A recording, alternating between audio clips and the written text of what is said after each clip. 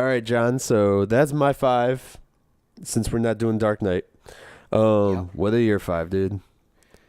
Bro, this is not easy. I want you to know that I am happy that you. And the other reason why I told you like fuck the Dark Knight on our list because everybody's gonna do it. It's because it's on mine too. Okay. Obviously. Luckily, you said the '90s Turtles, so I took that one off just so we don't talk to it again. Oh, And because I want to talk about other movies because there's so many, and sometimes it's like. but we were supposed to see how many we had in common. But yeah, okay, I got you. But to be fair, we have 2 in common. So there you go. God, this is hard. I'm still at like 7, but Just go from your list, dude. I had like 15 when I started out, and then I was like, all right, I'm gonna put these in order of actually 1 through 5, and that's how I figured it out. These are 100% just ones that I love, that I get stuff out of. It's not necessarily a technically good one, and I'll tell you. And don't worry, I think I'm gonna raise some eyebrows. People are gonna hate me.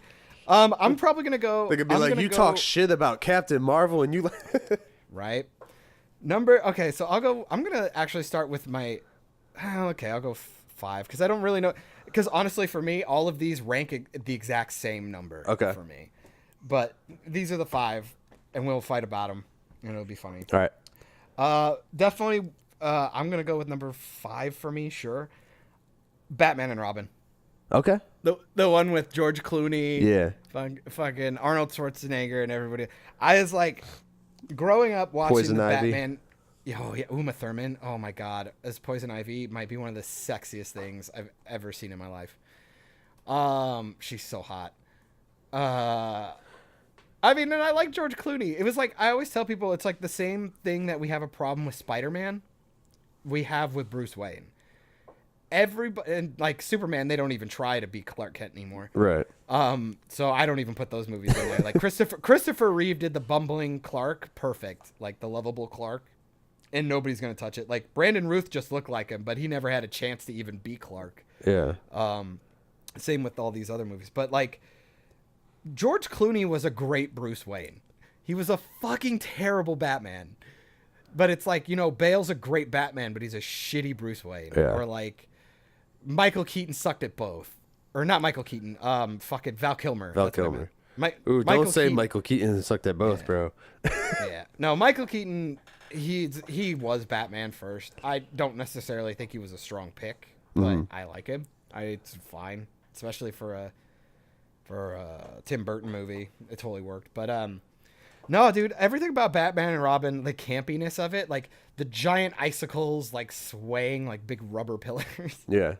But like, you know, they had so many gadgets. Like I wish they hadn't done the Bat credit card thing. That was when they jumped the shark. But I mean, they were doing all the gadgets, like when he gets freezed by Mr. Freeze and he melts him at the beginning. And they do the thing because of course every movie ever in the 90s had to do a snowboarding in the air scene. Because remember fucking Robin, like they kick down those doors of the pod and then they like fucking air surf down to the whatever the hell they were going, like Tommy Oliver and Power Rangers. Because he's the cool one. He had to be on the snowboard. It's like, why are you on a snowboard in the middle of the sky? Because Because he's the cool one. Damn. So stupid. Don't diss Tommy Oliver. But I also Arnold Schwarzenegger as Mr. Freeze was fucking great. I don't care. He was funny and campy and shitty in such a spectacular way. It's like, and the suit was cool. It's like it lit up. And I like the fact that they gave him a purpose to steal the diamonds because it powered all his shit. Yeah. Like it wasn't like, just okay, he's stealing cool. it to steal it. He's stealing it because he needs it for himself and for his wife, right? For his wife. Yeah. He's like, he's got a better backstory than Thanos. Changed my mind. He's more relatable.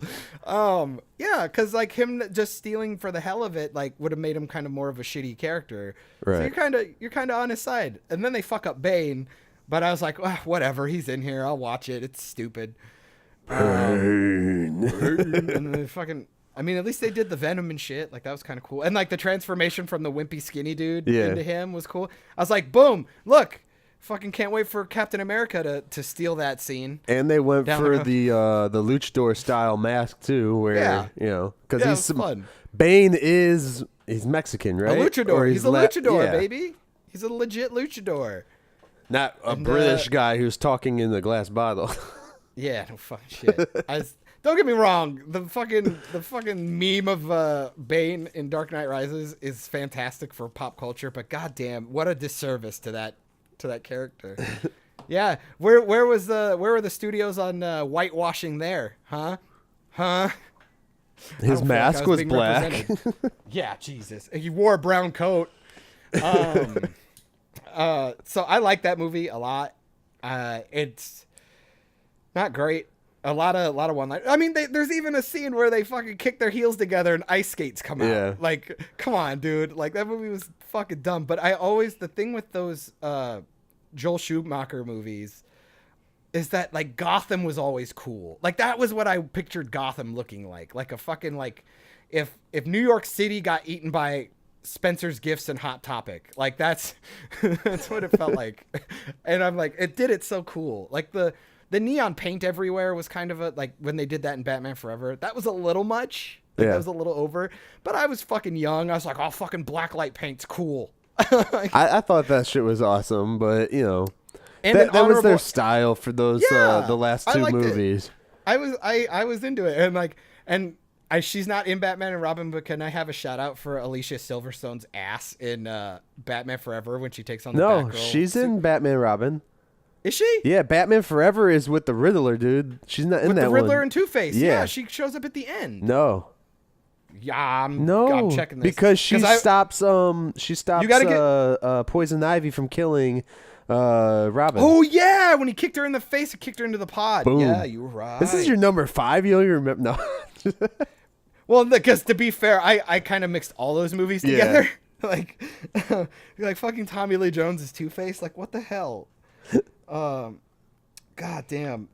Yeah, and then they actually give a little backstory to Alfred, or like they give him a story about his cancer and stuff. Which can we give it up to the studio for keeping the same dude for Alfred for all 4 of those movies? Fucking impressive, right? That was awesome. Kudos to him for actually wanting to show up. Right. Well, he did all those stupid like McDonald's commercials and stuff too. Yeah, it was bad. But didn't she get introduced in Batman Forever? I guess no, she gets introduced at the beginning when she shows up. Alfred's sick. Blah blah blah.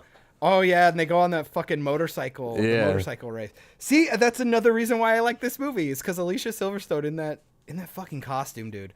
Whew! Before she went all crazy and like is like shoving stuff in her. I don't know, like natural stuff. I think she's one of those weird people, like the Jade Egg people or something. Like Paltrow. Apparently she was like a nightmare, like on set. I guess. Really? Allegedly. We did not work on that movie. We don't know. With craft services, I guess, or something. But dude, she looked great in that suit, and I didn't hate the rubber suits. It was pretty.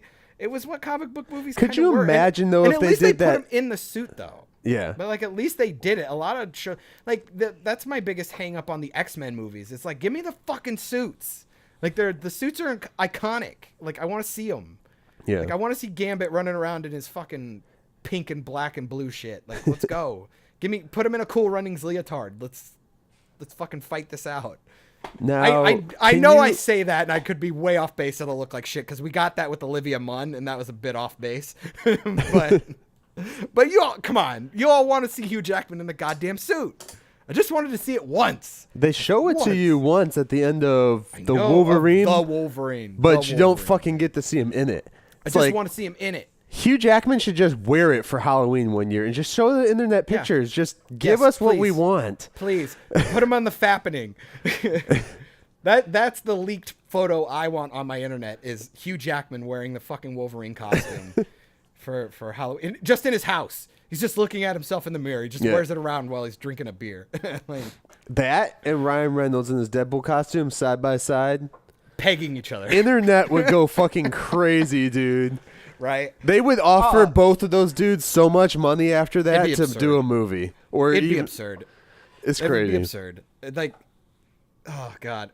So it's funny that you mentioned that, putting Deadpool and Wolverine together because the next movie I picked is X-Men Origins Wolverine. I have watched this movie. Just like, I gotta be in the couple dozens at this point. It has to at least be over a dozen times I've seen this fucking movie. I'll give you the first like 20, 25 minutes, and then Dude, the whole world collectively understands that the Deadpool stuff at the end of the movie was completely mishandled. Yeah. 100%. You cut that out of the movie, dude. This movie is entertaining as shit. And I will change your mind. You will go back and watch this and think it's one of the best. I argue it's probably the best, or at least most entertaining of all the Wolverine movies, including Logan. I don't give a shit. Because, don't get me wrong, Logan's a fucking fantastic movie and I love it. But it was kind of heartbreaking to see Patrick Stewart not necessarily be Xavier anymore, and then like all the sad stuff that happens. But you know, that means the movie did a good job. But it was like the whole movie was just pure sadness, though. Yeah, there was no like high moment in that. Yeah, it's fine. The movie's good, but it's like it's like watching Pursuit of Happiness. I'm not gonna watch that back to back to back and have a good time. Can we mention though too, in Logan, it proves the only one that can kick Wolverine's ass is Wolverine himself. I love it. I love it. I still maintain Magneto should have no problem fucking his world up, but whatever. Yeah. And I don't ever like the fact that psychic people can do shit to him, because that's like part of comic book lore, is because he's got the adamantium helmet. And then when you have Days of Future Past, you have Magneto running around in the fucking adamantium helmet. Right. It's like his skull is encased in it. There's no reason why they should be able to fucking read his mind. Pisses me off every time in every movie all the time. Anyway, that being said, X-Men Origin Wolverine is a great fucking comic book movie because it delivered on everything you wanted until the big fuck up at the end. Sabretooth is awesome in that. Liev Schreiber is awesome. Yeah, he doesn't look like the character, but Who cares with that? He's a much better actor. He's awesome. And like he's like menacing for having like a shitty, like his power is really shitty. Like you even kind of make the joke, like I think they're in the bar when like Wolverine sees him starting to retract his claws, see Sabretooth like, or not retract, but stick out his fingernails. I'm like, oh great, he looks like a 90-year-old grandma who just didn't clip his fingernails. Like whatever, like what a bitch. Because then you have Wolverine shoot these like fucking swords out of his, you know, fucking Bowie knives out of his hands, and you got grandma Sabretooth over here gonna cut your eyeball with their pinky nail, her coke nails. Right. But because Liev Schreiber is an actually good menacing dude, like I bought him. Yeah, I'm like, I'm cool, and he'll get in there. He'll fuck you up. Like, so that's great. And let's talk about the fucking intro, dude. The intro to that movie is probably the best intro to any comic book movie ever. When they go through all the wars, yeah, that was like the best. Like, it's what I wanted the Wolverine to be in all the Japan stuff. Like, they fucked all that up like really bad. Like him running through, and it like helped with Sabretooth's character, like, and their relationship. Like they worked with his relationship. This is the most character development this character has seen on TV, like, you know, on your televisions. It's like he went through all those wars. Like, it was awesome. And like they're like about to get shot with the firing squad, and they both just yell into the camera. I was like, it's fucking so cool. This is so cool. And then like, you know, the backstory was kind of interesting. Like with the kids, like the child actors weren't even bad. Like, let me tell you, dude, that's one of my biggest gripes is I fucking hate child actors because they are usually not very good. And I thought the kids that did the scenes in that movie were fucking great. And like Wade Wilson, like Ryan Reynolds is fucking Deadpool. All it did was confirm that you wanted a Deadpool movie. You know what I mean? Like that opening scene when he gets out of the elevator. Yeah, dude, that's awesome. Clips the bullet in half. Like people are all like, "Oh, you can't really." I don't give a fuck if you can really do it. This is a comic book movie. I'm watching a dude. Like, we've broken the law of physics like 4 times in this movie already, and you can't buy that he's that fucking good with a sword. Right. Like, come on, dude. Like, it's fine.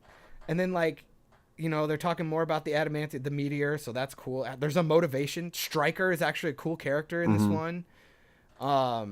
Gambit was kind of, but like at least we got the fight. That was kind of cool. I think Will.i.am's probably the weakest part of the movie. Maybe his love interest, but I enjoyed their love interest. Like, when she died, they died in such a campy, lame way, but it's like, kind of felt like Twilight. Like that's kind of what because they're running through the woods and shit, and then he's like holding her. He's like, no. It's like I don't know, and he's in Canada, like chopping trees and shit. Like, yeah. It's all the stuff I wanted, and like all the goobers in his fucking. It's kind of funny though that they put him like up in Canada. He's like a woodsman and shit. They do the same shit to Dexter. Yeah, goddamn, dude, don't get me started. Do not get me started on the ending of Dexter. I would fucking light this world on fire because that show is so phenomenal, and then they just shit the bed, right? Just so spectacularly. But like the Weapon X program is awesome, dude. Like, and then Sabretooth is going around killing all of them. Like, it's so cool. Like, I'm just like, at least it's interesting. I don't know how, and the guy's using his powers at the carnival. It's like, dude, it's absolutely what would happen. Yeah. You know what I mean? Like, a guy who's down on his luck. It was almost like he's a dude who came back from war. Like, it works. Like, he came back from war. He got nothing to do. So now what do I do? It's like the same thing the Punisher has a problem with. It's like, well, if I'm not killing people, what am I doing? Yeah. And yeah, I may have read into it that much, but they did it in a campy, shitty movie. And like, his origin when they're giving him the adamantium, and then he pops out of the water, and like, it looks fucking awesome. Like, it looks so good. It's what you wanted. It's like that fan service that everybody wanted, and they delivered, and it looked good. And then like Agent Zero shoots him in the head, and you hear the spark, and then you watch his head come back, and like, it was the first time ever it was like, I've watched him heal like 100 times, but for some reason in that scene, I'm like, he turns his head back, you see the metal on his skull. Yeah. The skin comes back, and you go, oh shit, you guys are fucked. Like, it was so cool. And he just fucks all those guys up, and then he jumps through the waterfall. You see naked Hugh Jackman ass. So that movie delivered there too. And yeah, that scene when he gets to the old people's house, that is when the CGI goes off the rails. Right. Like that's when you can tell shit was getting leaked, and like the budget was getting sunk in, because like just I would have rather he be wearing the practical claws, and like I would see the wires, for God's sake. Like, but they have like these like unrendered shitty claws like that weren't even tracked good to his hand, and he's like cutting up the sink and shit, which I thought was funny. The scene was funny. If the CGI had been better, I think we would have enjoyed that scene more. That CGI was like almost as bad as the fucking Ivan Ooze Zords from the Mighty Morphin Power Rangers movie. Yeah. No, it's atrocious, dude. It's absolutely atrocious. But then it's like, in a good movie, I'm not watching that all the time. Yeah. Like, it's like, I don't want to even be thinking about that all the time, because it's like, then you got the old people who were really nice to him, and they fucking die, dude. They give him the motor, like, and that's how he gets the motorcycle. Right. And he gets the jacket, the iconic jacket.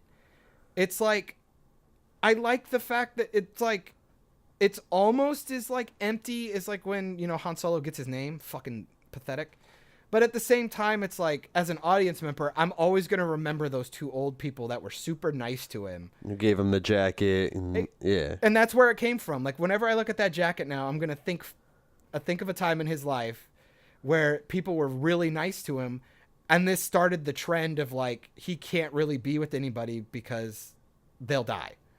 Like, you know what I mean? It's like, even if they love him or they help him or they're good people, he just brings bad things wherever he goes. The nice thing about that movie, though, that I can get on board with, is they didn't go through and try and retcon a bunch of shit. Yeah, like, they just had their story. Yeah. They were like, it didn't fuck with anything else that we've seen so far. Granted, Fox is always like, was always all over the place with fucking X-Men. Throw everything they can. Yeah. They didn't give a shit about their chronological order of anything. Yeah. And I felt like there was just like, there was some love put into this movie. Like, you know, somebody liked comic books who was writing it. Cause then it's like, and the nice little character touches, like when he gets on the motorcycle for the first time and it goes ka-chunk and goes lower than normal. He goes, huh.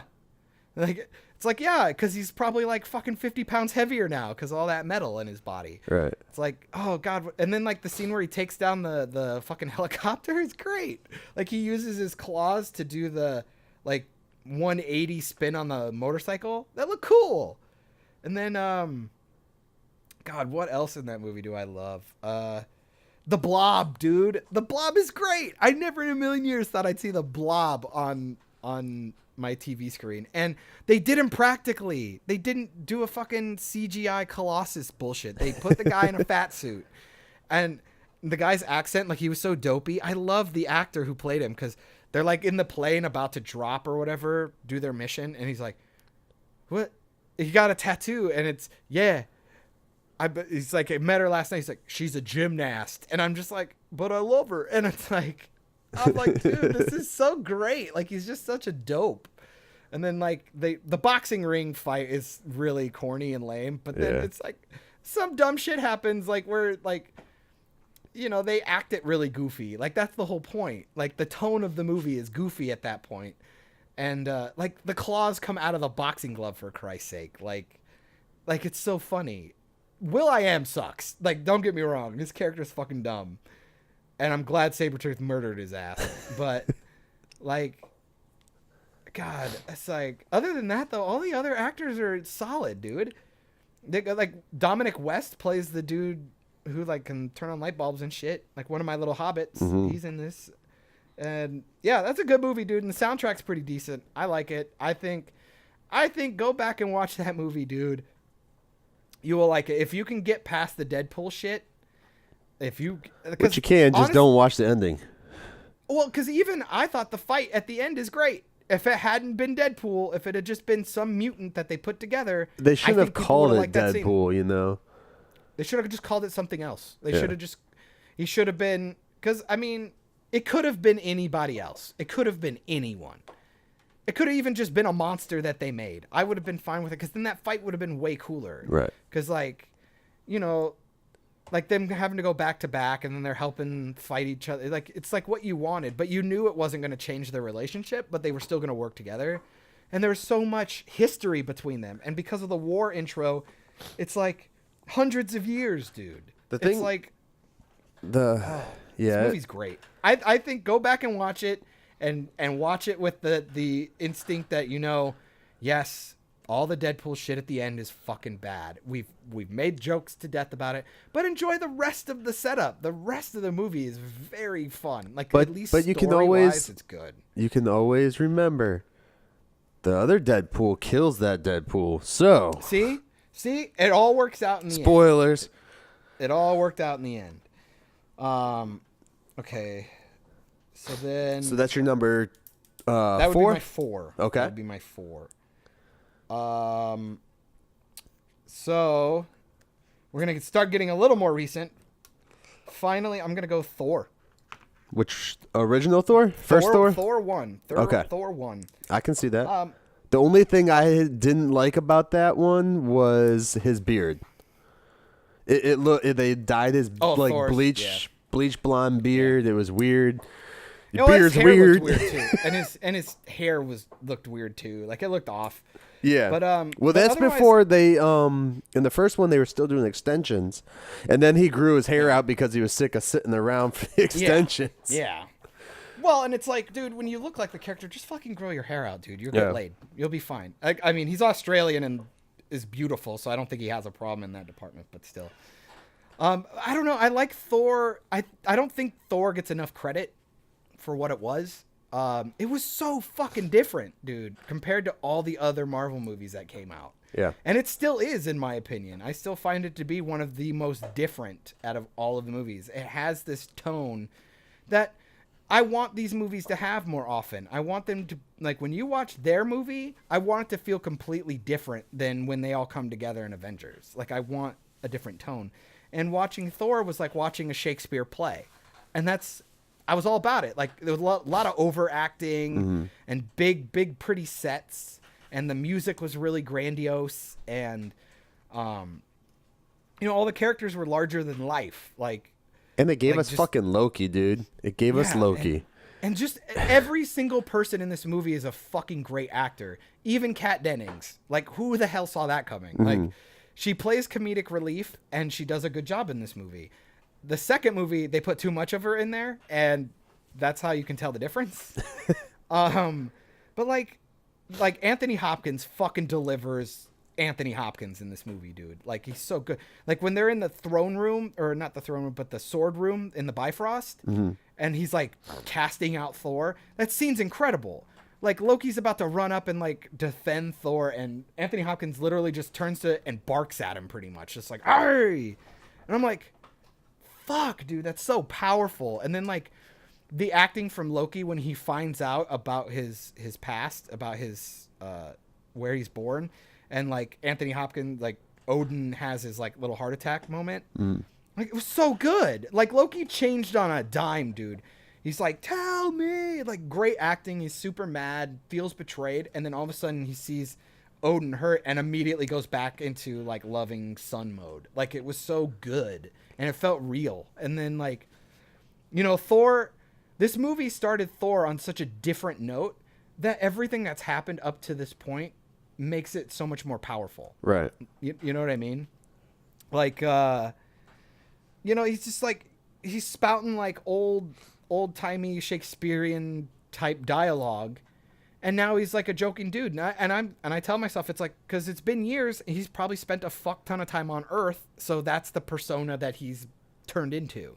You know what I mean? Like, he can turn on his like grandiose like Shakespearean stuff when he needs to, but for the most part now he's kind of been, like, he's had an arc. And like, he's an asshole when he comes to Earth, and like they did like the whole fish out of water thing, which, when he smashes the coffee cup, tell me not everybody laughed at that shit. Or when he got hit by, or when they run him over with the car twice. It's fucking hysterical. That shit is funny. Natalie Portman, which makes me sad, is probably the worst part of this movie. Just because she was just generic love interest number 2. You know what I mean? Like, what a waste of Natalie Portman. And they do it to her the entire franchise, so whatever. She's only in 2 movies, right? So yeah. 1 and 2. And then she's like on a TV screen in the third one and talked about it in Ultron. But good. I don't need that shit in my movies. I don't care. That's not why I'm there. I'm not there to watch her fucking make out with the man that doesn't deserve to make out with hot women all day. But he's just really funny. I mean, and obviously the CGI fight at the end is fucking stupid. It did make me, but it's very passionate too at the same time. I mean, it's rough to watch, but it's all there's a lot of emotion in that last scene. Right when his brother, dies for what he thinks is dead. Yeah. And Loki fucking dies every damn movie he's in. Yeah.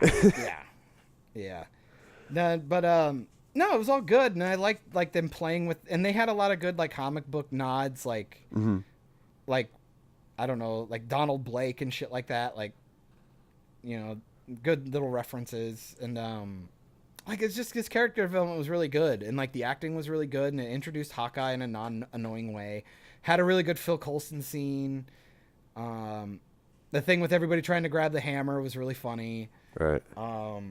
Goddamn, like, it's a good movie, and the music's great, and like, talk about the world building, dude. Like, I get why the third act looked like shit, because they put all the money into Asgard, like the throne rooms and the Bifrost, and like, how, like, kudos to making the Rainbow Bridge not look fucking retarded. The Bifrost is pretty cool, and whatever for Idris Elba's character, but the Sword Keeper costume is cool. Like, they did a really good job with casting for this one, because you have magnificent actors in this. Yeah, and there's not a bad actor. Some of them might not get utilized like they should, especially with Natalie Portman. But it has a perfect cast. Yeah, and it introduced so much that it's just like, I mean, you got to remember, like, they even introduced like Thor's 3 buddies. Yeah. who they just fucking murder in Ragnarok. I still really hate that decision. I really hate that. But I get that they didn't want to overpack fucking Infinity War, but still, it's like, couldn't we had them die trying to protect everybody on the ship?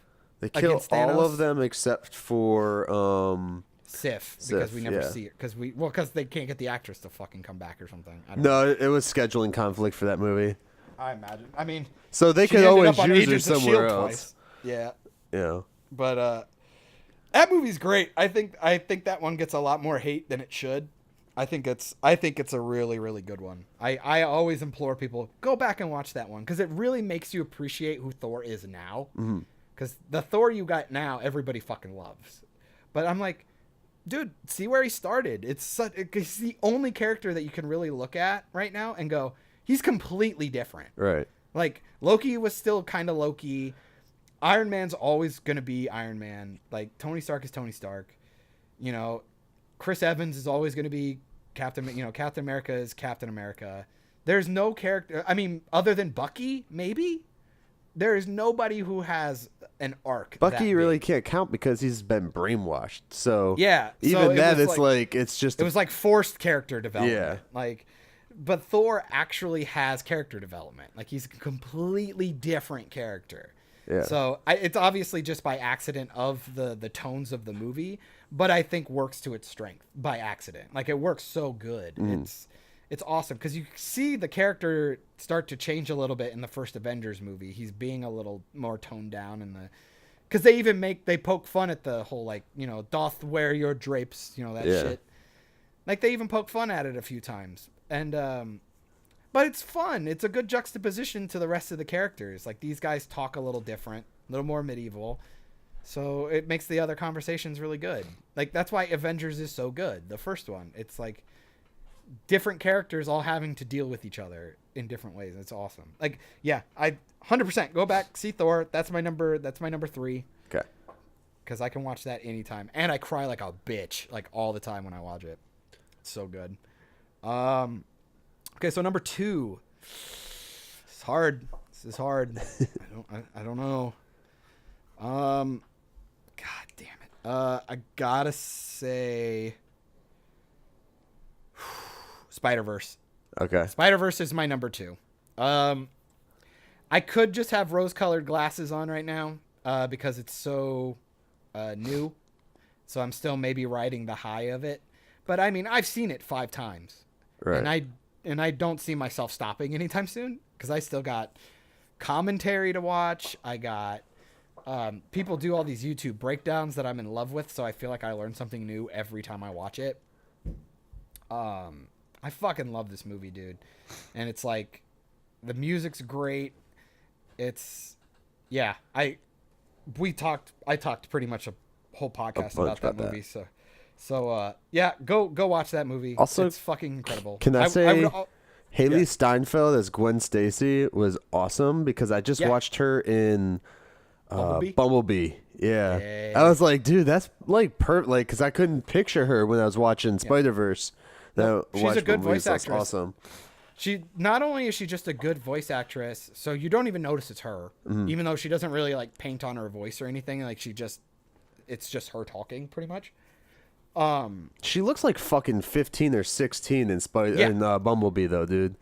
Oh yeah, like, what weird. The fuck? It's the bangs. Bangs will do that to you, dude. They kind of de-age you. It's weird.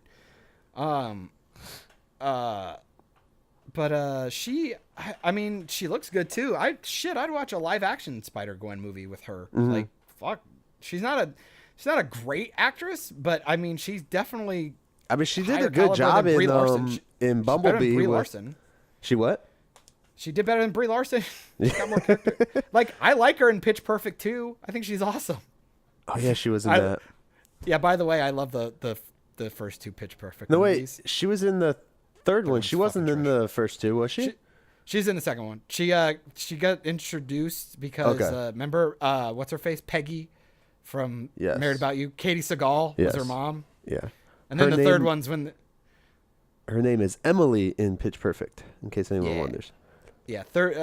The third one's when it went off the fucking rails and they like ended up in like the USO show or some shit. I had a free screening to go see Pitch Perfect because they wanted me to do a review for it.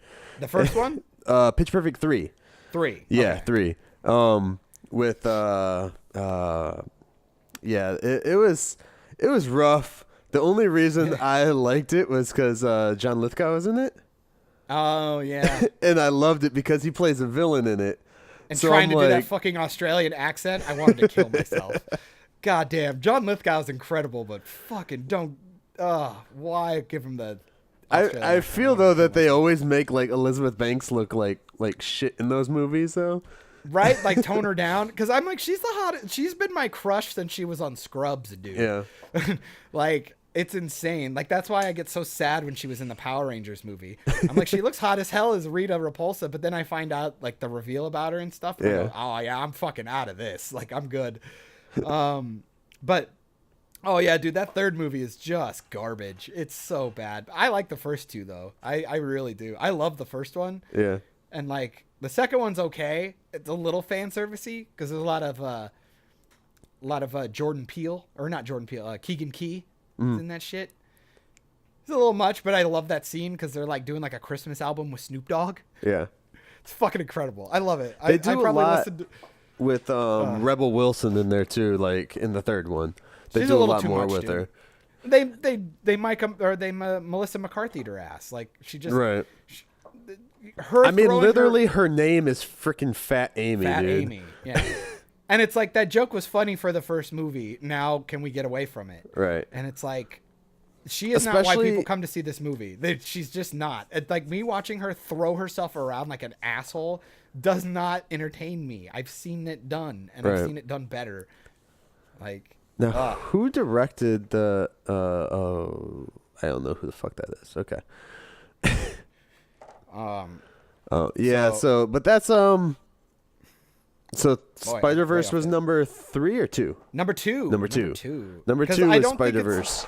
I don't think it's number 1 just because I don't know how actually appealing it can be. Because if you don't like animation, right. And if you don't, there's a lot of elements that come together and make it perfect. But at the same time, it's your top 5, dude. It's your top 5. Not, fuck you guys. These are our top 5s. But I want people to know why I picked things that I pick.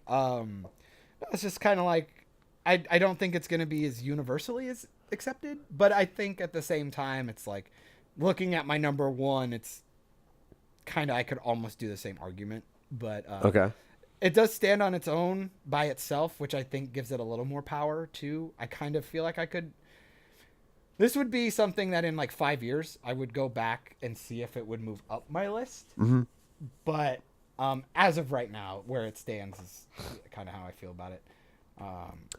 Emily Dickinson, or Dickinson.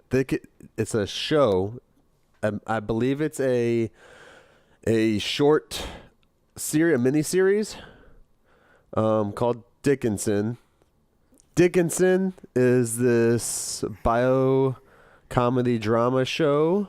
I'm not sure what channel it's on, but it has Haley Steinfeld as the main lead as Emily Dickinson. So, and it's a period piece.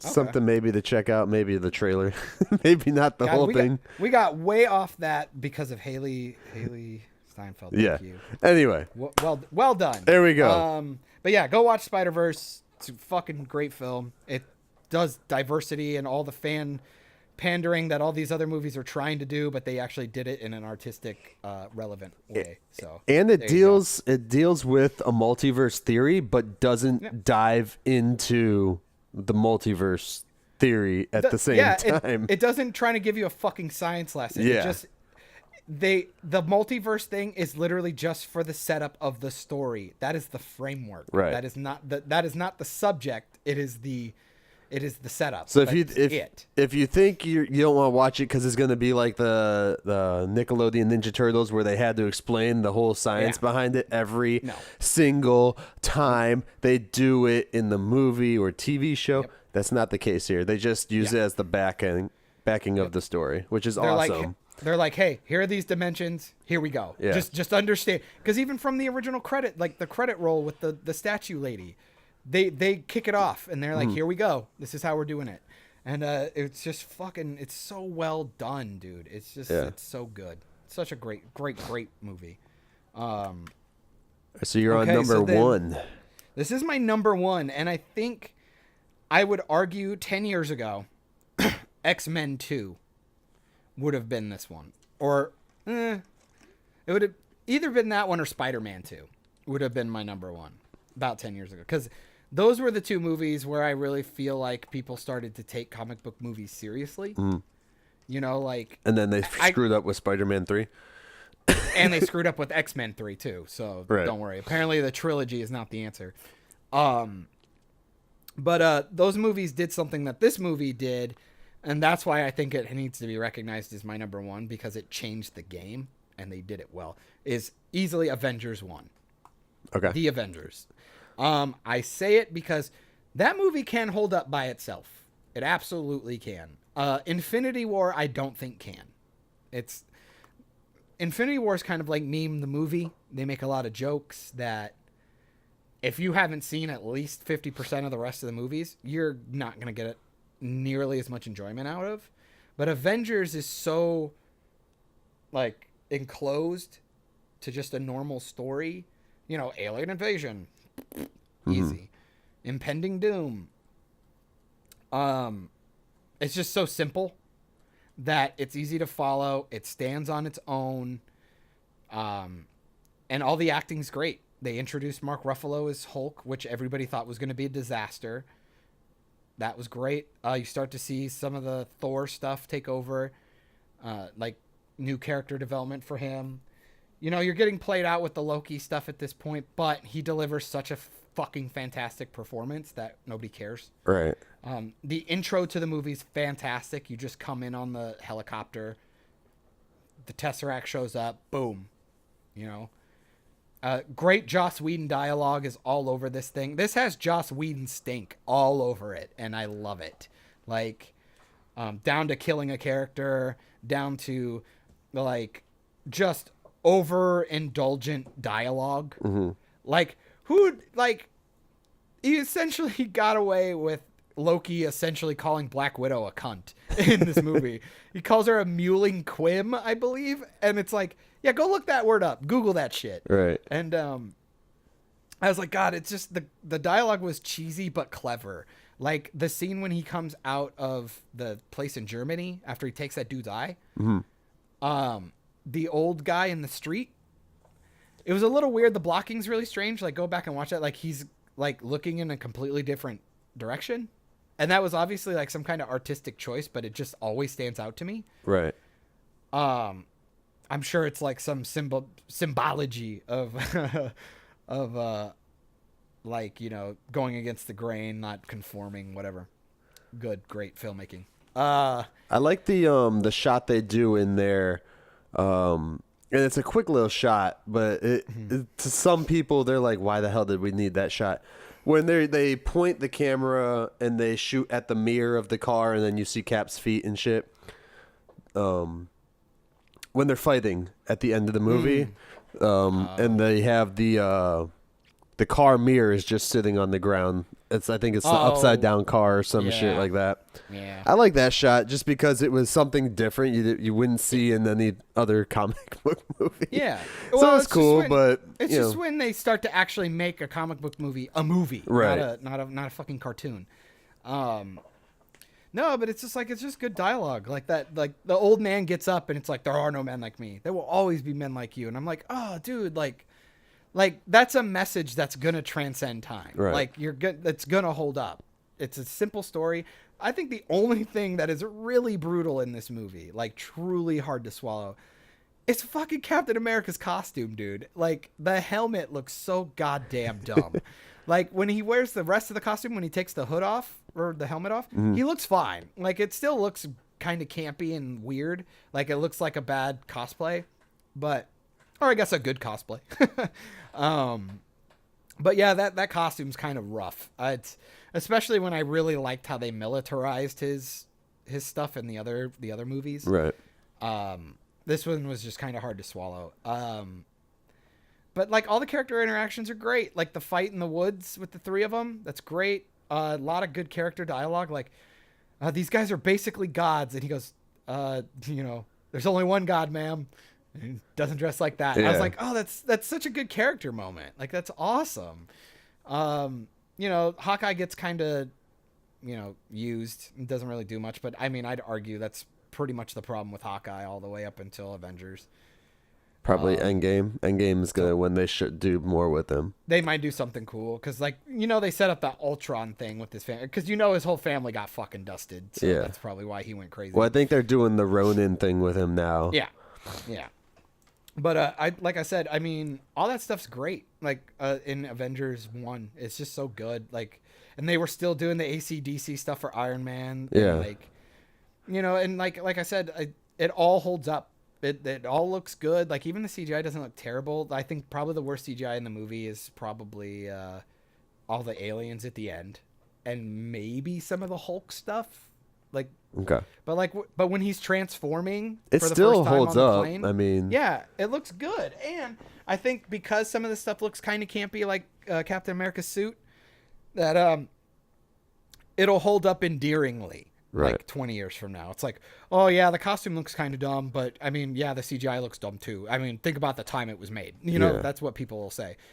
And like this movie was so goddamn ambitious. Like you'd never seen something like this before, and it delivered. You wanted it to happen. I saw this movie in theaters probably 7 times. Like this was 2011. No, 2012 is when it came out. Oh, yeah, that's right. Yeah. So, I don't know. It's got to be my number one just because, again, I think it set the bar. Like, sometimes not necessarily for the good thing, because then every movie wanted to be that movie out of the gate. Justice League. But they just delivered, dude. They had it. Like, they capitalized on all the movies they did before. They got a decent villain to go through, and like all the moments. I mean, think about all the moments that everyone in the world knows, like the memes and shit. Everybody knows, like Loki getting slapped around with Hulk, or like when Hulk punches Thor off the screen, or like just and Scarlett Johansson's ass in that catsuit. The whole movie is amazing. The nice thing about the fucking that one... Russian interrogation scene, dude, when they fucking introduced Black Widow for the first time, and she, like, you see her style of interrogation is awesome. Right. It was a great scene. Because that's the first time you get to see her be like cool. The real Black Widow. I mean, you get the like one little fight scene in like Iron Man 2, and that's about it. The fucking hallway, the hallway and shit, which was fine or whatever. But I mean, whatever, who cares? But then this was just like so clever. Right. It's like he's giving me everything. And like, Phil Coulson's like reactions to everything is great. I am really sad about the waste of Maria Hill, because Kobe Smulders, aside from the fact that she's like fucking incredibly gorgeous. She's still in there though, man. She shows up in the movies and the TV shows. Yep. She's still, because what else is she doing? Those fucking like made for TV movies? I don't know. God knows what. Keep her relevant, dude. I love her. But like Maria Hill, like I play a lot of the cartoon, or the comic book games, like the video, like Marvel Ultimate Alliance, and I've read a lot of the Civil War comics. She's awesome, dude. Like she's just kind of like a bitch. Like when I see her character in the comics and stuff, I imagined somebody like a Marina Baccarin, but like might have been too pretty. I was thinking more like the chick who played Trinity in I can't remember her name to save my life. It's Carrie Ann Moss, I think. Is that right? In Matrix? Yeah. She plays in Doctor Strange, though. That's Tilda Swinton. That's Tilda Swinton. Who the hell am I thinking of? Who's the what's her face? The bald chick? I'm gonna look this up because I'm feeling real dumb. Because I'm still butthurt about. I knew Supergirl was on CBS, people. I was just very drunk and I forgot. I had to turn that podcast off when I did that. I was like, I haven't been that embarrassed. Carrie Ann Moss. Told you, fucking give me some. Oh yeah, because she's in the fucking Marvel TV shows on Netflix. She's the lawyer chick. Yeah, she was the lawyer chick in Jessica Jones. Yeah, she's Jerry, whatever. Which, don't get me wrong, she's fantastic in that show. But like, who really gives a shit about that character in that movie or in that show? She would have been a much better Maria Hill, I think. But Colby Smulders is fine. I like it. I think they wanted to cast someone a little bit younger, just to make it last a little longer. You know. I mean, I guess, but I think it would have worked age-wise with her being like the number 2 to Nick Fury. Right. I don't know. It just would have felt. I think it would have felt more natural, and like, I wanted more of the bitchy, like bitchy military chick from Maria Hill, just because everybody else is kind of goofy. You know, like Phil Coulson's kind of goofy. Like in the he's movies, still badass. Yeah, in the fucking TV show, he's a fucking he's incredible. Badass right before he dies, dude. Oh, he shoots him with a gun. He's badass. Jesus. He Doesn't took do on shit. a god With a gun, with a god-killing weapon. It's like saying I robbed a bank. It's with not Superman. god-killing weapon. It didn't even phase Loki. His ass just got up and went away. It blew his ass through a wall. What movie did you watch? He still just got up and left. Yeah. No, but he still fucking put him down. It's like if you would have punched him, it wouldn't have done anything. But yeah, that's definitely my number 1. Yeah, okay. 100%. Like, I had some honorable mentions. Go ahead. Iron Man 2. I put that up there because I think people really shit on that one. I don't know why. It felt like a pretty natural progression of the storyline. A lot of people don't like Mickey Rourke in it, but I thought he did a good job. I mean, but who cares? He was fine. He was there to do what he needed to do, be generic Tony Stark villain, while the whole focus of the movie was supposed to be more Justin Hammer. Yeah, like his competition. And I want to see them. See that side. I want to see them bring Justin Hammer back, but I don't think they're going to get the same actor if they do. They're way too far away from that at this point. It's stupid. No, they need him, man. Because AIM brings in or not. Oh no, I'm thinking of two different companies. Because I am thinking AIM and he's Hammer. Okay. Yeah. Shit. Hammer Industries. AIM was in fucking Iron Man 3. Yes, that's right. That shit was fucking stupid. And like that was the other thing. It's like Iron Man 2 had more iconic imagery. Like when you see people like talking about Iron Man, you see if you're not talking about the scene in the cave from the first movie, everything else that usually gets referenced is from Iron Man 2. I don't care what anybody says. It's like Don Cheadle was a great replacement for Rhodey. Think about the scene when he jumps out of the plane and lands at the on the stage. The opening scene. Yeah, it's fucking great. Let's see. The Palladium or whatever, like killing him. Like that was a cool little side story. I actually think they even well, no, he built the element, dude. That was awesome. Yeah. And then you got the Captain America shield, like little tie-in thing that they used for a joke, which was great. Introduced Scarlett Johansson as Black Widow, who's like easily the sexiest she's ever looked on film. When she like goes under the tightrope in the boxing ring, fucking amazing. Dialogue's great. The scene on the track, dude, with the car when Whiplash shows up for the first time. Yep. Like, not only is the car chase, the car race really cool, I think it's the best Iron Man suit up in all of the franchise. The briefcase. Like, yeah, it's the coolest one. Like, all the other ones are kind of fucking lame. Like, and like, I really hate the suit in Avengers Infinity War. I fucking hate it. The nanotech shit. It's all CGI. Like, it doesn't even look good. Like, even when he's in the suit, like, I've seen set pictures of him at least in the chest plate. But then they gloss it somehow with the CGI that it just looks fake. It looks terrible. Like, the helmet doesn't look right. Like, it doesn't look like he could fit his head in that thing. And, it was the same thing that Black Panther suffered from. The suit change just made him look like a pussy. Like the suit just looks so much more beefy and like realistic. Like I felt like it could take a tank shot. And but like that scene when he suits up, it's like the suit is awesome. And then he like kicks the car out of the way. Like it was fucking awesome. And it looks different. Like it was silver and red. Like it looked fucking awesome. I think the next suit up that I really liked was I think it was in Civil War when he put his finger in like that ashtray thing in the armrest, and then the suit went around his body, and then he like leaned back and it launched him out the back of his plane. Like that was fucking cool. Like I don't know why everybody thinks that CGI nonsense in Infinity War was so cool. I mean, it was neat. but it just wasn't as, I don't know, it wasn't going to be iconic to me. It's still cool.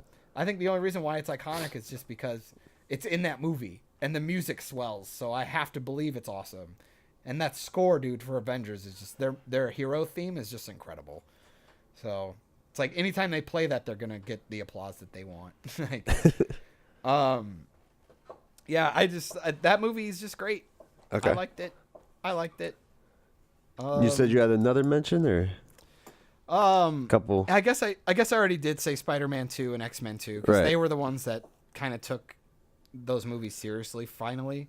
Spider-Man 2 is actually a really good movie. I suggest everyone go back and rewatch it because and you could literally it holds watch up. it. The CG even still holds up pretty much. Yeah. Yep, Doc Ock stuff. I mean, it's just classic Sam Raimi. Like, it's just good Sam Raimi. He's kind of hit and miss lately, but fuck, dude. That movie, he nailed it. He knew what he was doing. Yeah, Dark Knight was on there. And one that you and I both talk about, Losers. I think this is the one that doesn't get a lot of views. People don't really check this one out. It kind of flew under the radar. Yeah. The cast in it's insane. You have Jeffrey Dean Morgan, who people will know as Negan from The Walking Dead, who I actually remember as Denny Duquette from Grey's Anatomy. Fucking shout out. So guys, this what John's talking about is Losers from 2010. Yeah. And yeah, it was a dark comic book. Yeah. Dark Horse comic book movie. Was it a Dark Horse comic? I'm not sure if it was Dark Horse or if it was I don't know. The one Image. I was thinking they were actually just DC, but yeah, I could be. Let me see. Could be wrong. God, I'm looking at pictures of Carrie Ann Moss in her Trinity pleather outfit, and I'm just Vertigo. I'm trying not to have my boner hit the microphone. Oh no, wait. DC. It says DC and Vertigo Comics. There we go. Vertigo. Yeah, that makes sense. There we go. No, it's like that one really flew under the radar, and it had a great cast, dude. It's like you had Jeffrey D. Morgan, you had Chris Evans, obviously, because apparently he'll do anything. Idris Elba. Idris Elba's in there. I don't remember who played the guy. I can't remember his name, but he was the dude who was in Stomp the Yard, and he was doing all kinds of movies. Like, he had a big blow up couple of years, and they put him in. The guy who played Pooch. And then, Columbus Short is the guy's name that you're talking about. Yeah. So he was pretty good in it, and I can't remember the Hispanic dude, the sniper. And then Cougar? Zoe Saldana's in this one too. Yeah, Cougar. Oscar. I'm not even going to try and pronounce his last name. There you go. And then you had umlaut in there. You had and Zoe Saldana's in that shit. Yeah. Like, the action's kind of shot kind of dumb. Like, it did suffer from a little bit too much comic book shit going on at the beginning, but then they kind of get rid of it. Right. They kind of ditch it a little later. And then the fight scene between Jeffrey Dean Morgan and Zoe Saldana when the fucking hotel room gets lit on fire might be one of the sexiest things I've ever seen on film. Mm-hmm. It's so hot. The storyline's pretty basic. It was pretty good though. But I love it. So many funny moments. Like, Chris Evans is fucking hysterical in this thing. That's right, bitches. I got a crossbow. Oh, the fucking him singing to Journey when he's trying to be the bike messenger. Shit is hilarious. Yeah.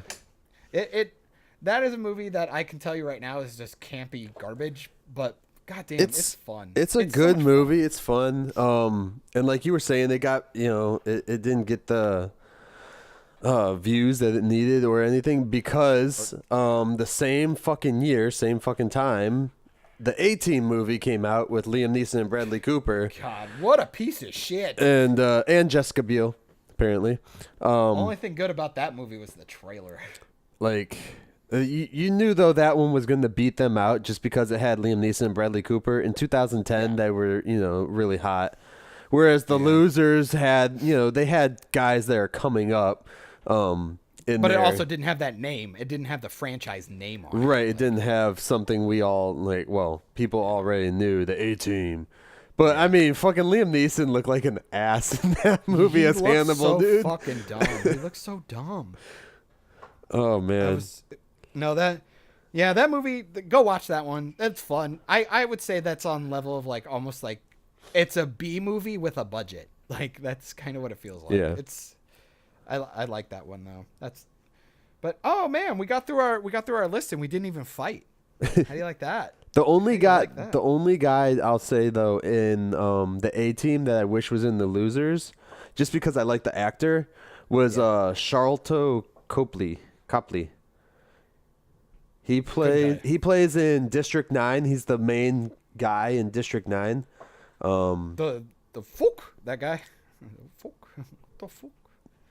No, he's the one that ends up turning in, spoilers, into the alien at the end. Yeah, the main guy. Yeah. But I like that actor, and I wish that he was in the Losers instead of the A Team, because they're pretty much the same movie. Yeah. But guess what, guys? Dude, like the A Team is like half an hour longer, so why not just watch the Losers? And also, I'd argue this is the last time you actually see Jeffrey Dean Morgan act in a movie.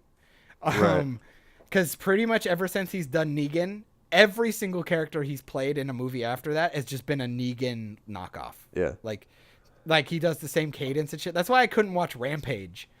It's like, oh fuck, I'm gonna watch that movie because I will watch anything with The Rock in it. But because I still like the Jumanji remake. I did not hate it. I actually enjoyed it. Right. Now I know you were talking about a couple comic book movies that I didn't realize were comic book movies earlier. Yeah. You want to mention a couple of those guys? Because this one almost made my list because this movie's up there with like one of those movies I think everybody should just own and watch just once or twice. The Mask with Jim Carrey. Yes. Apparently that was, I believe, a Dark Horse comic.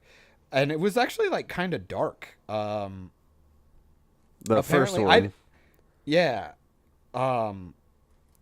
I was like, oh, this is really cool. Like, I didn't know it was a comic book. I just always liked the movie. And the movie's great, dude. CGI still holds up really good.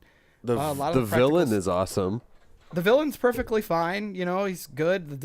Milo, the dog, is a great, great little side thing. Cameron Diaz, dude, as a easily, I would say the hottest she will ever look in her entire life was in that movie. The scene reveal when she's in the red dress and they like tilt up her body while she's standing up is the sexiest thing I've ever seen. It's so incredible. It's so hot. And she's just never. I don't know. Then she cut her hair and kind of looked like she started smoking 15 packs a day. Don't get me wrong, she's still perfectly beautiful and awesome, and I'm terrible, but like seriously, she looks incredible in this movie. And then like the scene in the Coco Bongo when they dance, I probably fapped to that as a child more times than I should admit. Her in that white silver dress or whatever, singing and dancing. Whoo, G baby, ain't I good to you? I'm like, ugh. And he's like doing the like old school cartoon wolf stuff with his face. And like the scene when he's like in the middle of the street with all the cops singing Cuban Beat. Like, fuck, it's iconic, dude. It's amazing. I fucking, and oh my God, that movie's just great. Like, it's just shot in that old style, like Casper. Like, you know, those movies had like a look to them in the 90s, and I just was all about it. Right. That was a fucking great movie, dude. I love that movie. If you haven't seen it, go see it. That's a great one. I have a couple nods just so people, you know, because when we talk about comic book movies, dude, like with The Mask, I didn't realize it was comic because I didn't read any of those. Exactly. But when everyone talks about comics, they always swing over to DC or Marvel usually, especially mainstream, like all the mainstream crap. Now, granted, shit, even Civil War was on my list because I consider that the best MCU movie almost. Other than, I mean, probably other than Avengers, I think Civil War is the best movie in the franchise. But anyway, I've talked that to death too. But yeah, like I mean, people, they know like there's Sin City. It's comic. It's graphic novel. Watchmen. That was a good one. We all know those because they're more mainstream now, especially. And then you had Hellboy, which they're doing this remake or sequel. I'm not sure. Dude, that remake looks great. The actor is awesome. He's the sheriff from Stranger Things, and so they picked a really good guy that did that one. Haven't watched Stranger Things. I kind of hate myself. I'll have to get down on it. But like, I want to give 2 nods out to one, the movie, 1968's Barbarella, Queen of the Galaxy. Yeah. Is based on the comic, and a lot of people don't realize it because it came out in the 60s. The movie came out not far after the comic did. Yeah. It's just a fun, campy, nowadays especially campy movie. And then the other one is the Addams Family movies, dude. Those were comic books first? They were comic strips before they were movies. Huh. Did not know that. I learned something today. Yep. So, I love those movies. Hannah and I went back and watched the first Addams Family like a couple months ago, and it's phenomenal, dude. Yeah. It's so great. It's so good. Fucking Christopher Lloyd as Uncle Fester was it was inspired casting. Yeah. No, it's good list. I like your list. Okay. Apparently I just got to be a top fan on the H.G. Wells Facebook page. Apparently. I'm on a bunch of those. That's so weird. That's such a weird thing that they're doing now. That's so weird. Because I barely post on it. I guess because I like a lot of the shit on it. Yeah. Or I share it, but I don't post anything on it. So I found on Sci-Fi's website, Sci-Fi Wire, but it's sci-fi.com, SYFY, which is stupid. I don't know why they changed that. Their top 10 comic book movies, but we're just going to go through the top 5 real quick. And they're not looking that great. So number 5 for them is Thor Ragnarok, which it's a pretty cool movie. I like it.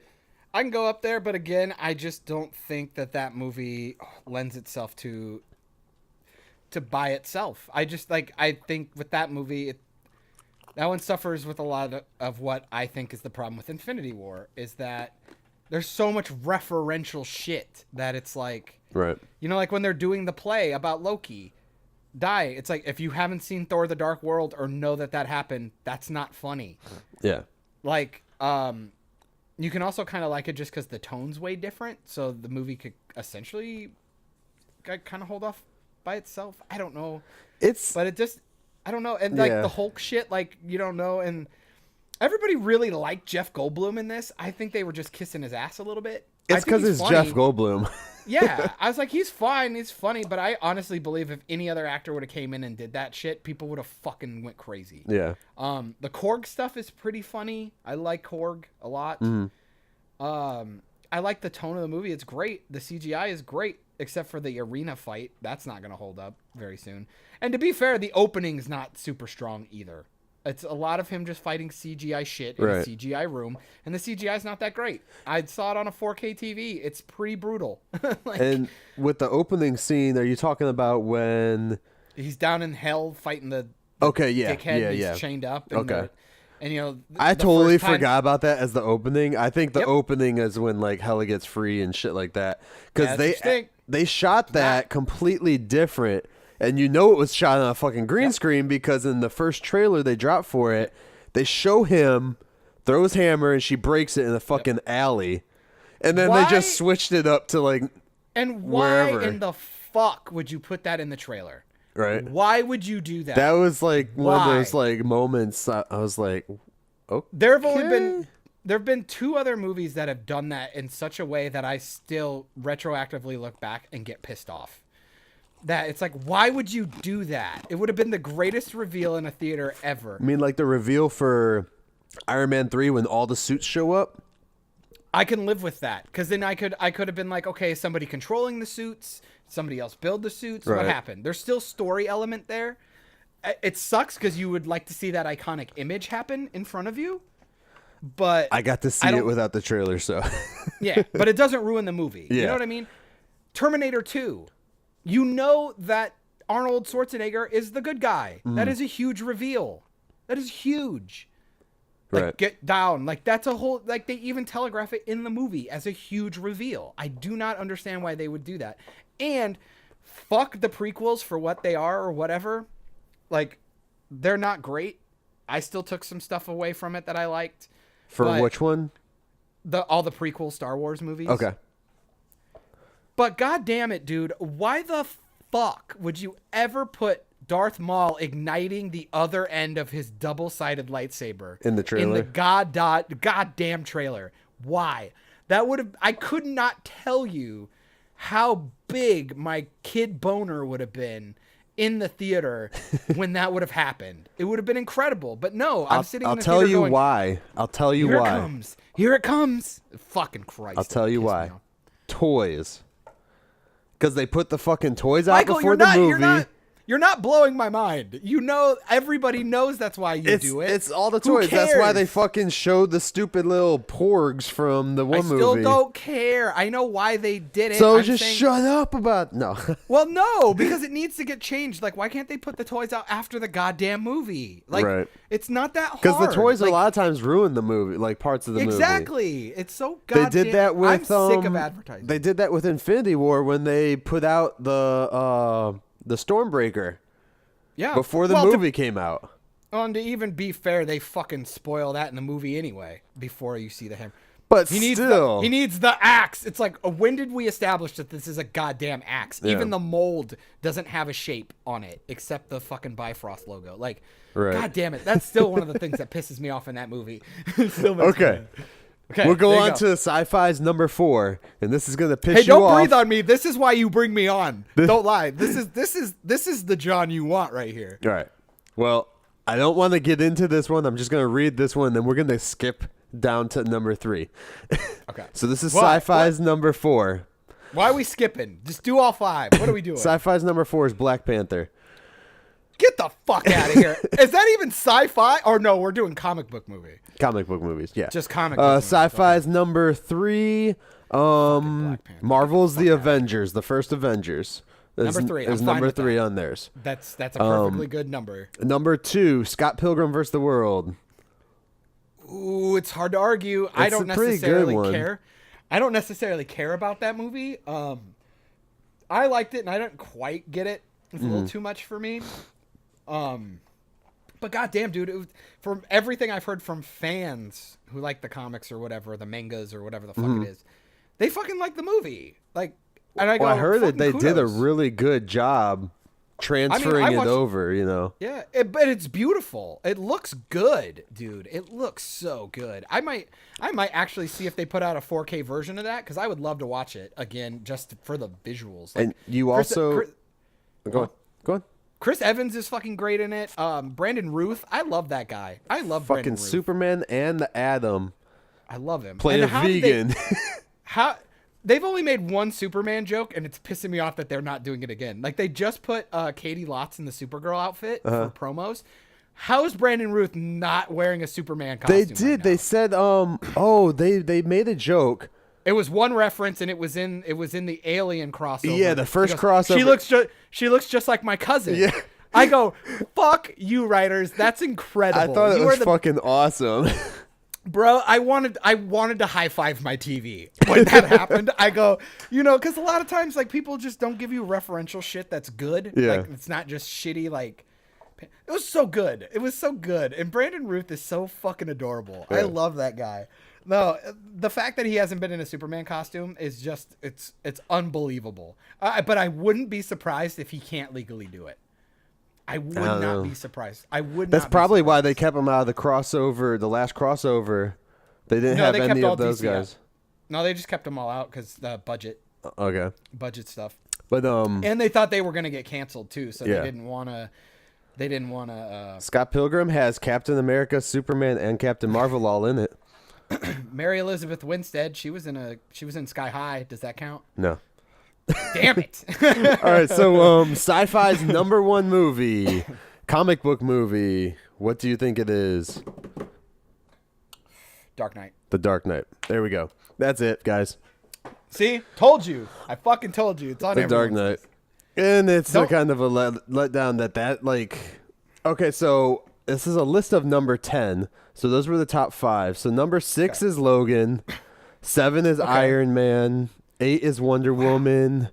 Nine is Superman 2, the Richard Donner cut. Wow, So, fuck. Okay, the Richard Donner cut. yeah, that makes sense. yeah. That makes sense. I did not know that there was 3 cuts of that movie. Yeah. Did you know that? I have all I 3. just found that out. There's the what? There's the original director who did Superman 2. I don't remember his name. Then Richard Donner came in Yep. and did his cut. And then Yep. somebody took the best scenes, in their opinion, their best scenes from both cuts and cut the movie together that way, which I've heard that's the way to watch it. Okay. I would argue the Richard Donner way is the way to watch it because Richard Donner understood what he was making and did a great job. But at the same time, directors always do suffer from sequelitis, so probably the best of one, the third one, is probably the way to watch it, I would imagine. So, yeah. All right. And then number 10 on their list was Hellboy 2, The Golden Army, which actually was pretty decent I'll give movie. you that. It was definitely better than the first one. Oh, yeah. Visually, too, that thing was like a masterpiece. That had Guillermo del Toro all over it, baby. Yeah. Like, that's why. The twins. All right, guys, but that's It's fucked up. Some of those movies should have been up way farther. Yeah. Fuck you, Black Panther. Get out of here. Get the fuck out of here. But that's would maybe give you sci-fi's top 10 movies, and then you heard mine and John's each top 5, which is 10 together too. Do you want to just since this is probably part 2 of Maybe part 2, maybe part 1, part 3? Do you want to go down your list one more time, just to recap? Yeah. So the recap, my top 5, because we took out the Dark Knight from our mine and John's personal sets. Which, thank you, by the way, your website completely validated my reason for doing that, by the way. Sci-fi. So number 5 would be Tank Girl 1995. Number 4 is Spawn 1997. Number 3 is The Crow 1994. Number 2 is Blade 1998. And number 1 was Teenage Mutant Ninja Turtles 1990. The Jim Henson Ninja Turtles, guys. Beautiful. Yep, and I'm growing on your number 1 the more we speak. All right.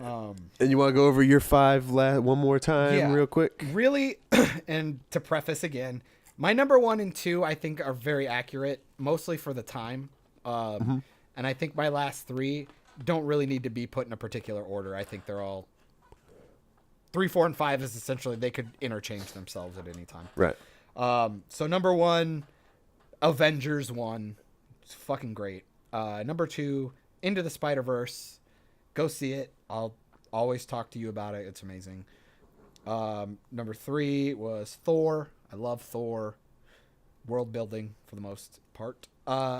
Number 4 is Batman and Robin. And my 5th one was X-Men Origins. Boom. Yeah. So there you go. So Mind blown. Go watch those movies, man. I think you'll go back and, like I said, knowing what it is and like knowing what's coming should soften the blow of the shitty parts. Go in there and try and enjoy the good parts, the parts that they did well. Because I promise you, they did a lot more things well than they did bad. Right. I promise you. It's just the things that they did bad, they did so bad that people can just not get over it. Like, Batman and Robin. The bat credit card is pretty fucking atrocious. It's pretty fucking bad. But everything else is pretty good. Bane, the fucking with Bane is a little fucked up. Hey, you don't have to say anything. I put Tank Girl on mine. Ice-T as a fucking kangaroo gangster, dude. Yeah. Okay, basically, Tank Girl, if you guys don't know, is like Ninja Turtles, but with kangaroos. And Tank Girl is like fucking April, but a lot cooler. There you go. There you go. Sold. I'm fucking sold. fucking 6-year-old me, get me 2 tickets. 2 tickets to the show, please. And then she wears this like fucking bra that's like these 2 giant missiles and shit. The Madonna bra. Yeah. Madonna joke. That's great. Yeah, remember that old hag? I mean, that fantastic artist. Oh, man. It took everything out of me not to put Punisher Warzone on my list, though. Fuck you. That movie is pretty. That shit is bananas. That shit's awesome though. Like that movie is fucking bananas, dude. It's great though. It is really good. God, it's so fucking terrible in such a great way. Yeah, I can see it. And then the segue from that, I just finished Punisher season 2 on Netflix. Fucking right, doggy. That's some good cake. Fucking Judge Dredd. Those are comic book movies. Judge Dredd and Dredd. Well, thank you. Two separate movies, guys. We need just need to say, because then people will be like, I understand that Carl Urban is not Sylvester Stallone. Don't worry, Michael. I think I don't give credit to the audience very often, but I will give them the benefit of the doubt on that one. I'm trying to think. So why'd you put the soul patch on the top of your head? Soul patch. Yeah. Yeah. Dude, my hair's been like a foot long for the longest time, so I just decided to finally. I know you were This is the shortest I've cut it in 5 years.